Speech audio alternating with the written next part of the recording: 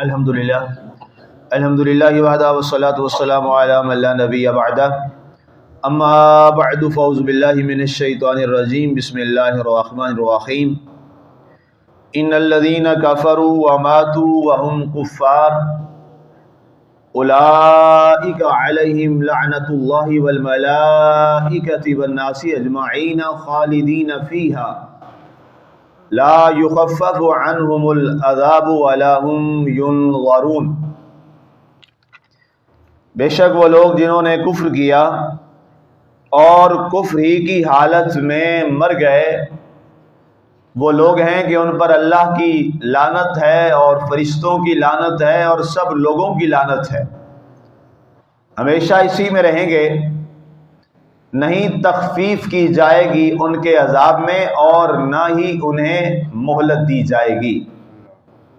سامعین، آج ہماری سورہ البقرہ شریف کی آیت مبارکہ نمبر 162 کی تلاوت و ترجمہ کا شرف نصیب ہوا۔ کل ہمارا جو موضوع چل رہا تھا، موضوع سخن، کہ جو لوگ حق بات کو چھپاتے ہیں، اور ایسے لوگوں کا ذکر کیا گیا کہ جو کسی بھی صورت میں اللہ کے نبی صلی اللہ علیہ وآلہ وسلم کی عظمت و رفعت و شان، چاہے وہ اہل کتاب ہیں یا اہل کتاب کے علاوہ باقی لوگ ہیں۔ اب یہ والی آج کی جو ہماری آیات ہے، یہ اسی کا تسلسل ہے، اور یہاں فرمایا گیا ان الذین کفروا، بے شک وہ لوگ جو منکر ہیں، جو انکاری ہیں۔ کافر کا بنیادی طور پہ جو لفظی معنی ہے وہ ہے انکار کرنے والا، انکار کرنے والا۔ اب ظاہر ہے انکار کس نے کیا ہے اور کس بات کا کیا ہے؟ اب وہ انکار کرنے والا اللہ کے رسول صلی اللہ علیہ وآلہ وسلم کی عظمت کا ہے، وہ انکار کرنے والا اللہ کی توحید کا ہے، وہ انکار کرنے والا فرائض کا ہے۔ تینوں صورتوں میں جو بھی وہ چیز کر رہا ہے، فرمایا اگر کوئی شخص ایسا ہے جو انکاری ہوا اور اسی بات پر مر گیا، وَمَاتُوا وَهُمْ كُفَّارٌ، ان کی موت جو ہے وہ اسی کفر پر آئی ہے، فرمایا اولئک علیہم لعنت اللہ، یہ وہ لوگ ہیں، چاہے اہل کتاب میں سے ہیں، چاہے مشرکین میں سے ہیں، چاہے نعوذ باللہ مسلمان تھے پھر مرتد ہو گئے، اب وہ بھی انکاری ہیں۔ مرزائی اسی چیز میں شامل ہوتے ہیں۔ قادیانی جو ہیں وہ مرتد ہیں، یہ یاد رکھیے، کافروں کی قسم میں سے وہ مرتد ہیں، اور مرتد جو ہے وہ کافر سے بدتر ہوتا ہے۔ اسی لیے اسلام نے مرتد کی جو سزا ہے، باغی کی جو سزا رکھی ہے، وہ کیا ہے؟ قتل۔ ریاست کی ذمہ داری ہے، ریاست کی یہ ڈیوٹی ہے کہ جو بھی بغاوت کرتا ہے تو اس کو، آپ دیکھتے ہیں کہ ہمارے پاکستان میں جو آئین سے متصادم ہوتا ہے، یہ آئین لوگوں کا بنایا ہوا ہے، تو ریاست نے قانون پاس کیا جو آئین سے بغاوت کرے اس کی سزا قتل ہے، اسے پھانسی دی جائے۔ ایسے ہی ہے نا جی، ہمارے ہاں عام بات ہے، جنرل پرسپشن ہے، ہر ایک بندہ جانتا ہے کہ جناب اس نے بغاوت کی ہے ریاست کے خلاف، تو ریاست کے خلاف باغی کی سزا قتل ہے، تو جو اسلام کے خلاف بغاوت کرے اس کی سزا کتنی سخت ہے۔ بنا بری اس وجہ سے جو قادیانی ہے، مرزائی ہے، وہ مرتد ہے کہ اس نے کلمہ پڑھنے کے بعد اسلام کے خلاف بغاوت کی ہے، اسلام کے خلاف وہ باغی بنا ہے، اس لیے وہ کافر سے بھی برا اور بدتر ہے، اور اس پر تمام امت کے جو علماء ہیں وہ کسی بھی اسکول آف تھاٹ سے ہیں، سب کا اس پہ اجماع ہے۔ تو فرمایا اگر یہ لوگ ایسے ہیں جو کافر ہوئے اور اسی کفر پر مر گئے۔ اب اس میں ایک حدیث شریف ہمارے سامنے آتی ہے، اللہ کے نبی صلی اللہ علیہ وسلم نے فرمایا من ترک الصلاۃ متعمدا فقد کفر۔ کفر کے معنی میں آپ کو سمجھانے کے لیے حدیث پڑھ رہا ہوں۔ اللہ کے نبی صلی اللہ علیہ وسلم ارشاد فرماتے ہیں جس نے جان بوجھ کر نماز چھوڑی اس نے کفر کیا۔ اب یہ حدیث پاک ہے اور صحیح حدیث ہے، اب اس کا کیا معنی ہے؟ اب یہ آپ کو اندازہ ہوگا کہ اب ظاہر ہے کتنے لوگ ہیں، کتنے مسلمان ہیں جو نماز نہیں پڑھتے۔ مسلمانوں کی اکثریت تعداد نہیں پڑھتی، تھوڑی تعداد پڑھتی ہے، ایسا ہی ہے جی؟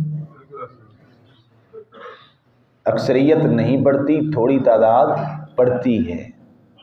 آپ ہر جگہ اپنے اپنے علاقے سے اس کا اندازہ لگا سکتے ہیں۔ کتنی آبادی ہے آپ کے ہاں مسلمانوں کی، اور کتنی آبادی ہے جو نماز پڑھتی ہے، اس سے آپ کو اندازہ بخوبی ہو جائے گا۔ اب کیا وہ جو شخص پر نماز نہیں پڑھ رہا وہ کافر ہے؟ تو اس کا معنی لکھا ہو محدثین نے، شارحین حدیث نے، کہ یہ انکار کے معنی میں ہے کہ اس نے ایک بڑے اہم فرض کا انکار کیا ہے اپنے عمل سے۔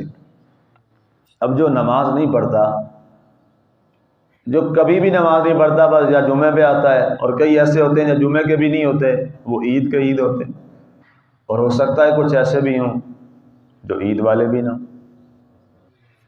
ٹھیک ہے نا جی؟ تو ان سے اگر آپ پوچھیں کہ یار نماز کیوں نہیں پڑھتے ہو، کیا اسلام میں نماز نہیں ہے؟ وہ یہ مسلمان یہ نہیں کہہ رہا، کہتا نہیں پڑھنی چاہیے۔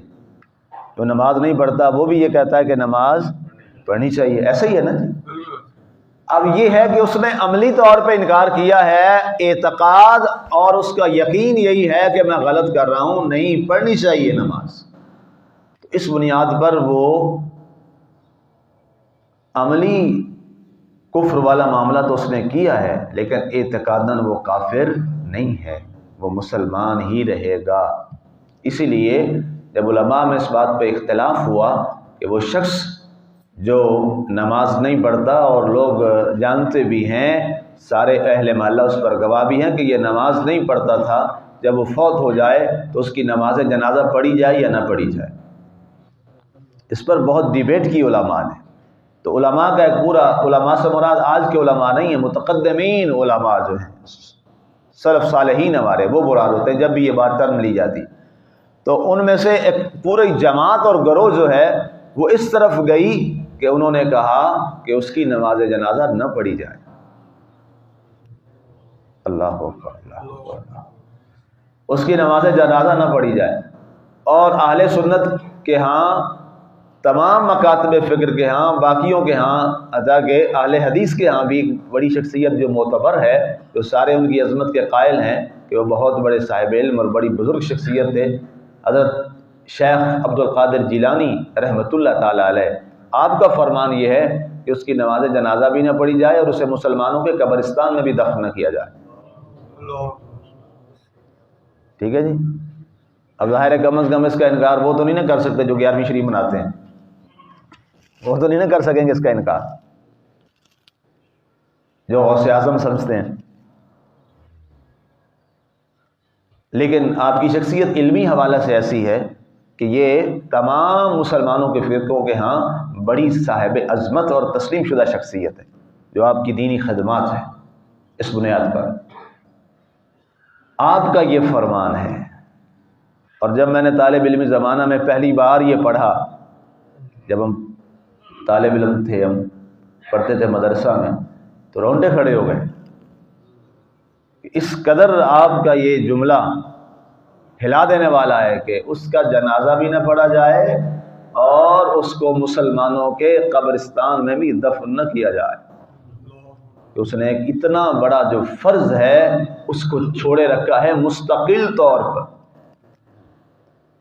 تو اب آپ میرا خیال ہے کافرہ کا اور کفر کا معنی سمجھ گئے ہوں گے، نہ ہو تو بعد میں بھی سمجھا جا سکتا ہے، پوچھا جا سکتا ہے، لائبریری میں آپ آ سکتے ہیں۔ تو یہ وہ لوگ ہیں جن پر اللہ کی لعنت ہے اور فرشتوں کی لعنت ہے، والناس اجمعین، اور سارے لوگوں کی لعنت ہے۔ اب گویا جو شخص کفر کرے، انکار کرے، عظمت رسول صلی اللہ علیہ وآلہ وسلم کا انکار کرے، دانستہ یا غیر دانستہ، اور اس عظمت سے علیحدہ ہو جائے، چاہے وہ اہل کتاب میں سے ہے، یہود و نصارہ میں سے ہے، یا کسی اور میں سے ہے، تو فرمایا وہ اللہ کی، فرشتوں کی اور سارے لوگوں کی لعنت و پھٹکار کا مستحق ہے۔ آگے فرمایا گیا خالدین فیہا، یہ لوگ ایسے ہیں جو اس میں ہمیشہ رہیں گے۔ کس میں؟ جہنم میں۔